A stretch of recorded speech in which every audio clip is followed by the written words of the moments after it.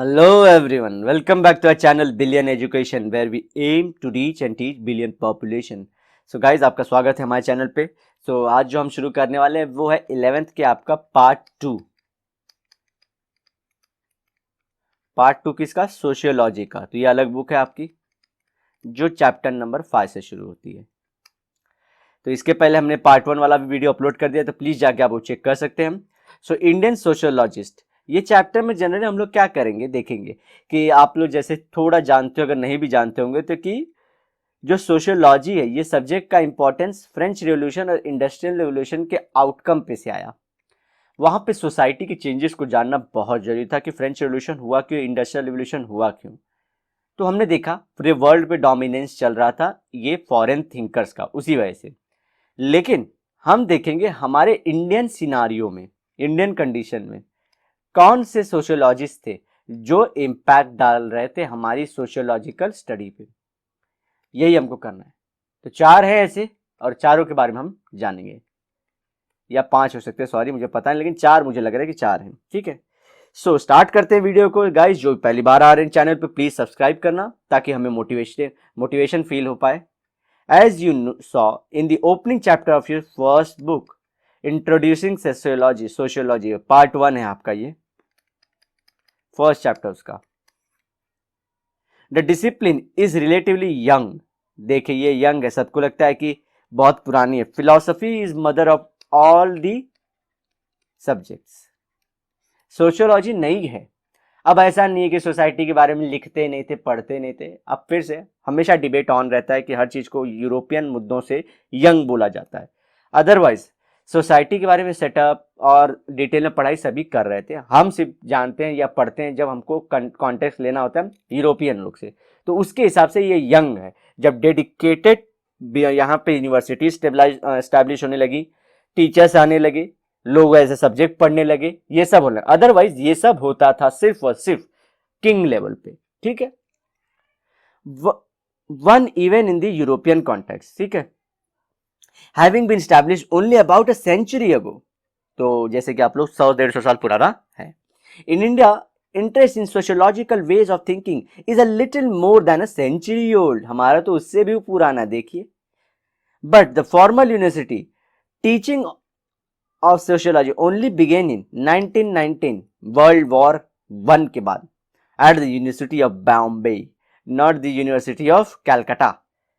हर चीज कैलकाटा में स्टैब्लिश किया था, लेकिन ये देखिए बॉम्बे में स्टैब्लिश हुई। इन 1920s the other two universities, those at Calcutta and Lucknow, also began programs of teaching research in sociology। तो आपको स्टार्टिंग में बोल दिया कि ये सब as a subject, as a university, as a teacher, as a learner, ये सब पहले नहीं था, सिर्फ किंग तक रिलेटेड था। एंड एंथ्रोपोलॉजी ये अलग एक सब्जेक्ट है। Today every major university has a department of sociology. जो भी है, मेजर मतलब क्या? मेजर मतलब आर्ट्स, कॉमर्स, साइंस सब पढ़ा रहे हैं, तो वहां पे जरूर होगा सोशल एंथ्रोपोलॉजी और anthropology, and often more than one of these discipline is represented nowadays. Sociology tends to, अच्छा एंथ्रोपोलॉजी का मतलब बता दूं आपको, तब ये भी होता है, इसी का मतलब भी होता है सोसाइटी, ह्यूमन सोसाइटी के बारे में ही जानना होता है। ह्यूमन सोसाइटी, कल्चर, ये सब कह रहे हैं। बट एक बेसिक सा डिफरेंट है सोशियोलॉजी से, डिफरेंस है, सॉरी मैं क्या बोल रहा हूँ, मेरी वर्डिंग्स आज बड़ी फंबल मार रही है। उसका डिफरेंस ये कि इसमें हम थोड़ी सी बायोलॉजी भी जानना चाहते हैं। हम बायोलॉजी को भी जानते जाते हैं, जैसे ह्यूमन कैसे बने, हमारा स्ट्रक्चर, सेल स्ट्रक्चर, तो ये पार्ट भी एंथ्रोपोलॉजी में आ जाता है। बस इतना सा डिफरेंस है। और सोशियोलॉजी बहुत डीप है ह्यूमन सोसाइटी के टर्म में। Nowadays sociology tends to be taken for granted in India like most established things. कैसे कि भाई ये तो सब्जेक्ट है, एज अ बोलते हैं डीप प्योर साइंस कैसे पढ़ाई की जाती है, वैसे नहीं लेते, एज अ सब्जेक्ट ले लेते हैं। और हर कोई इसमें स्कॉलर है, समझिए। मुझे कुछ लगता है तो मेरे हिसाब से सोसाइटी ऐसी होनी चाहिए, लेकिन सोशियोलॉजी जो सब्जेक्ट है वो एक बोलते ना एक बहुत ज्यादा रिसर्च वाली और प्योर सब्जेक्ट है। इसमें नॉलेज की जरूरत होती है। आप राह चलते नहीं बोल सकते कि सोसाइटी में ये लागू कर देना चाहिए, इसमें आपको एक्सपीरियंस की जरूरत होती है। But this was not away so In the early days, it was not clear at all what an Indian sociology would look like. हम इंडियन सोशियोलॉजी में क्या पढ़ेंगे ये पता ही नहीं था, क्योंकि हमारे पास अलग अलग कल्चर अलग अलग टाइम पे आया, उसका इम्पैक्ट हर एक जगह पे अलग अलग हो रहा था। नॉर्थ में अलग था, साउथ में अलग था, साउथ में कहीं और से आ रहे थे, नॉर्थ में कहीं और से आ रहे थे। ये सब बहुत स्कैटर्ड था, तो हमारी कॉम्प्लेक्सिटी ही हमें रोक रही थी। Indeed weather India really needed something like sociology, तो ये भी क्वेश्चन था कि हमको सोशियोलॉजी चाहिए क्या, सोसाइटी के बारे में पढ़ना, एटलीस्ट हम जो जी रहे हैं वही तो सोशियोलॉजी है। In the first quarter of 20th century, those who became interested in the discipline had to decide for themselves what role it could play in India। तो ये बहुत बड़ा डिसीजन था कि ये इंडिया में कैसे फिट होगा ये subject. In this chapter, you are going to be introduced to some of the founding figures of Indian sociology. These scholars helped to shape the discipline and adapt it to our historical and social context. So इनकी मदद से आज जो बुलंदी खड़ी हुई है, सो बुलंदी सुनते ही वो म्यूजिक याद आ जाती है, या वो जो म्यूजिक है उसमें अंदर, तो उस तरह से इंडिया सोशियोलॉजी की बुलंदी तैयार हुई। The specificity of the Indian context raised many questions, कि इंडियन कॉन्टेक्स्ट में से पढ़, क्योंकि सोसाइटी का पढ़ना है ना, पूरी दुनिया भर की सोसाइटी ठीक है वो भी पढ़ेंगे, लेकिन पहले हमको इंडियन सोसाइटी के बारे में बताना। और दूसरी चीज गाइस, आप जानते हैं कि हमारे बारे में जो डेटा है कोई श्योर शॉर्ट डेटा नहीं है कि हाँ ऐसा ही हुआ था, सब स्कैटर्ड है। कोई डेडिकेटेड हमारे पास्ट में, जैसे कि जो 1000 years अगो 2000 years डेडिकेटेड कोशिश नहीं की थी सोसाइटी का एग्जैक्ट पिक्चर लिखने में, इसलिए एक सब्जेक्ट के बारे में लिखेंगे कैसे, बहुत सारे दिक्कत थे। First of all, if western sociology emerge as an attempt to make sense of modernity, modernity का सेंस मतलब क्या था, जैसे कि अब फ्रेंच रिवॉल्यूशन में फ्रेटर्निटी, इक्वालिटी और इंटीग्रिटी आए थे ना पूरे वर्ल्ड में, और लिबर्टी भी आई थी, ये सब 4 चीजें आई थी। So main outcome liberty, equality और इंटीग्रिटी ही था, लेकिन ये क्या चाहते थे कि सोसाइटी में ये सब वैल्यूज नीचे जाने चाहिए, जो थिंकर्स का कहना था। तो इस हिसाब से हमारी सोसाइटी को पहले पढ़ना पड़े कि हमारी सोसाइटी के लोग सोचते क्या है, क्या उनकी थॉट है, चेंज कैसे करेंगे और आगे हम कैसा चाहते हैं सोसाइटी, तो इसके लिए सोसाइटी पढ़ना जरूरी था। तो उनका क्या था, वो मॉडर्निटी की तरफ लेके जाना चाहते थे। So what would its role be in Indian like country, तो हमारी सोसाइटी में क्या करेगा, हमको भी मॉडर्निटी की तरफ ले जाएगा कि हमारे पास्ट की दिक्कतों को खुरेद के निकालेगा, कि हमारे यहाँ पे सती थी, देवदासी थी, राजा का ऑपरेशन था, कुछ लोग का जो बोलते हैं कि स्वार्थ निहित था, क्या बोलेंगे हम लोग, हमारा क्या हम मॉडर्निटी की तरफ हम भी जाएंगे।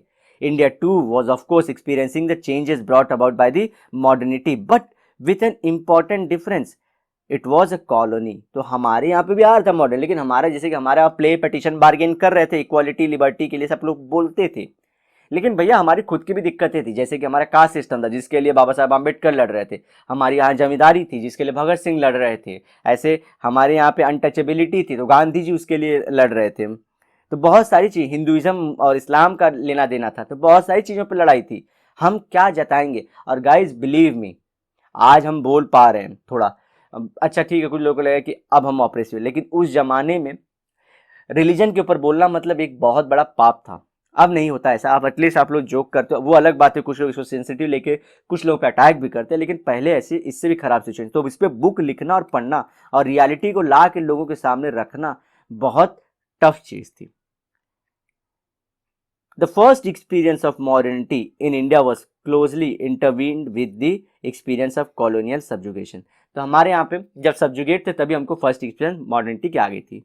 Secondly is social anthropology, anthropology का सोशल वाला पार्ट जिसमें ह्यूमन सोसाइटी जानेंगे। In the west arose out of the curiosity felt by the European society about the primitive cultures, what role could it have been in the India which was an ancient and advance civilisation. So वो लोग तो modernity के लिए सोच रहे थे, लेकिन हम तो एक टाइम पे मॉडर्न थे, हम कौन सी मॉडर्निटी रिवाइव करेंगे, उनकी वाली या अपनी वाली। But which also had primitive societies with in it, तो हमारे यहाँ पे प्रिमिटिव मतलब पुरानी या पिछली सोच की थी, जैसे ट्राइब्स बोलते हैं, पिछली सोच नहीं बोलते, बेसिक है इनके एकदम, इनमें हंटिंग करना है, मारना है, जैसा इनको सोसाइटी देखना वैसे, तो ऐसे लोग भी हैं। यूरोप में तो अभी रेस है ही नहीं, सिर्फ वहाँ मतलब डिफरेंट टाइप के एथनिक रेस नहीं है वहाँ पे, सिर्फ और सिर्फ जो कॉकोशियंस हैं, white race, Finally, what useful role could sociology have in a sovereign independent India, a nation about to begin its adventure with planned development and democracy? So ये क्वेश्चन के साथ ये लोग ने छोड़ा है कि क्या था हमारे पास, हमको क्या करना था क्वेश्चन से, कि लिखेंगे कैसे और क्या लिखेंगे, ये सब हमारे दिक्कतें थी. The pioneer जिन्होंने स्टार्ट की ऑफ Indian sociology not only had to find their own answers, तो उनको खुद पूरी मेहनत करनी थी to question like this, they also had to formulate the new questions for themselves. और उसी के साथ सब्जेक्ट लिखना तो क्वेश्चन होंगे ही, तो पहले तो ये जो सब्जेक्ट को लेके ही क्वेश्चन है, फिर सब्जेक्ट के अंदर जो क्वेश्चन डालेंगे वो बनाना है, और ये क्वेश्चन जो सब्जेक्ट से रिलेटेड वो सॉल्व भी करना है. It was only through the experience of doing sociology in an Indian context that the question took shape. They were not ready made. So इसका सोल्यूशन कैसे है कि डूइंग सोशियोलॉजी करने का मतलब क्या है कि वो लोग शुरू कर दिया, एटलीस्ट सोचने से काम लिखना पढ़ना शुरू कर देते हैं, अपने आप कई चीज़ों के आंसर आते जाएंगे जो कि रेडीमेड है नहीं, क्योंकि उनको बनाना पड़ेगा, सब कुछ देखना पड़ेगा कि माहौल कैसा है, जो कैनवास है, जो कॉम्प्लेक्स हमारा बेस है वो रेडी है कि नहीं, किन किन चीज़ों के लिए रेडी है, तो ये सब पता करते जाएंगे. As is often the case, in the beginning, Indians became sociologists and anthropologists mostly by accident. तो ये accident से मतलब ऐसे लगा कि हम लोग को बनना चाहिए, accident से आ गया. जैसे कि उनका इंटरेस्ट मैथ्स में था, किसी प्रोफेसर ने इंट्रोड्यूस किया कि ये भी पढ़ ले काम होता है, अदरवाइज ये भी कर रहे थे, लेकिन यहाँ पे फिर ये लोग ने कुछ और भी पढ़ते रहे और यहाँ पे कुछ अच्छी चीज़ें पढ़ ली, फिर ये लोग ने थियरीज लिख दी, फिर ये फेमस हो गया. तो बाय एक्सीडेंट थे. For example, one of the earliest and best known pioneer of the social anthropology in India, L.K. Ananthakrishna Iyer, 1861 to 1937, began his career as a clerk, moved on to become a school teacher and later in a college teacher in Cochin state. Cochin कहाँ पे आज current day? Kerala. Mega city हो चुकी है Kochi in present day of Kerala. In 1902, he was asked by the Diwan of Cochin to assist him with an ethnographic survey of state. Ethnographic मतलब अलग type की जितने रेस हैं, कितने नंबर में हैं और कितने सारे हैं.